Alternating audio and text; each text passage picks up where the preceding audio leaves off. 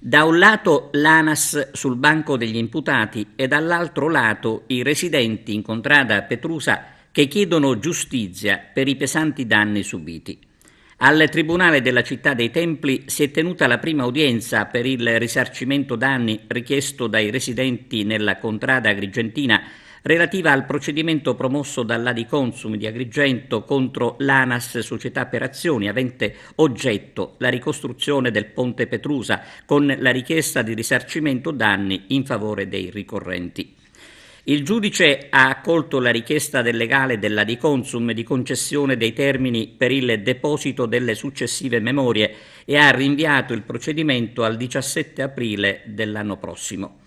Dal canto suo, la CISL e anche la Adiconsum si ritengono soddisfatte dell'esito della prima udienza, che è scaturita tra il silenzio e l'indifferenza delle amministrazioni locali, della politica e di chi avrebbe dovuto intervenire al fine di tutelare gli interessi dei cittadini. Invece è noto come la zona di Petrusa sia stata abbandonata a se stessa, con gravi problemi anche per il personale dell'omonimo penitenziario addetto alle traduzioni. Una situazione davvero incredibile che ha creato solo disagi e polemiche senza riuscire ancora a stabilire una data certa per il ripristino della circolazione, malgrado l'aggiudicazione della gara d'appalto per la ricostruzione del ponte. Sulla decisione del giudice ordinario esprimono soddisfazione i cittadini di contrada Petrusa, che si augurano di poter ottenere il risarcimento patrimoniale ammontante a circa 300.000 euro del danno subito con l'abbattimento del ponte,